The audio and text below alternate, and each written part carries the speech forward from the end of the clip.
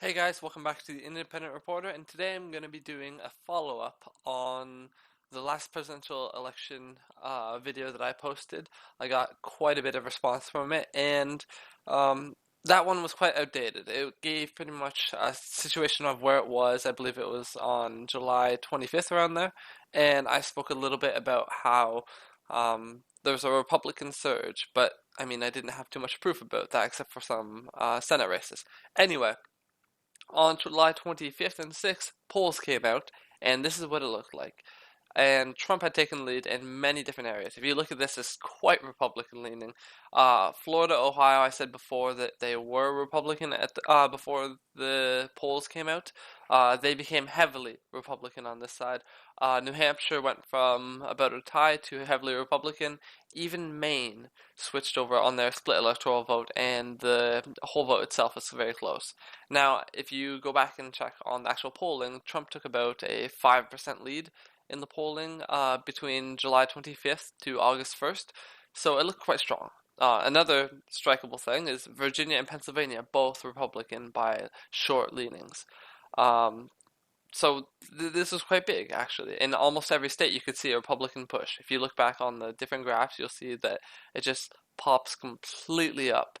And that mainly it came down to the Republican surge from a lot of the unity in the party. So killing, well, not killing, but essentially destroying Ted Cruz's political career.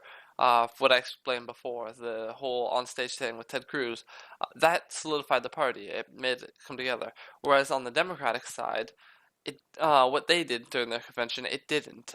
Bernie Sanders supporters are now more than ever not likely to vote for Clinton. Well, more than ever as of when this time frame was taking place. So that kind of hurt Clinton's numbers, and Trump's numbers went up because of the Cruz thing.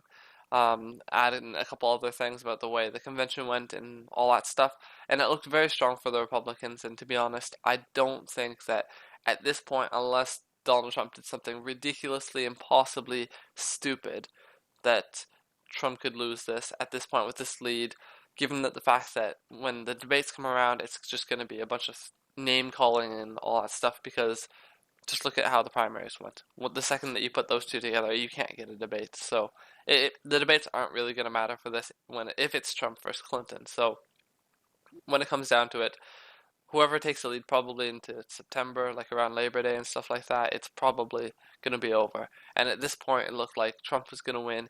He was either making up gains in Minnesota, Michigan, Wisconsin, even places like Virginia and Massachusetts, Colorado, New Mexico, all these places. So it looked like Trump could actually be on his way to a hard sweep. The only thing that wasn't was New York, and that's kind of odd. And I don't want to talk about it too much because as I'm recording this, 1 week after I should have uploaded this, um, things are very different, of course. This is mainly just for that time lapse of 1 week at the end of July. But New York, oddly enough, even with all this surge, Clinton is still polling at like 99 during this time period. So it was very odd to see this. So I think there could be some inaccuracies in the polling of New York, mainly because like the way that the Clintons are. She was a senator for New York, so I mean. It would make sense for her to win New York, but she's not overly liked there. And Trump also being from New York, well, I mean, like headquarters and stuff like that. All his brand stuff is in and around New York, so you would expect Donald Trump to at least pull something up in New York, especially with the northern parts of New York doing much better in terms of Trump support. So kind of odd, but anyway, as of this video, the timeline at the end of July until August 1st, Trump was surging and he had quite a dominant lead, and it looked like it was pretty much unwinnable. But stay tuned for the next video where you get to see how it all went wrong.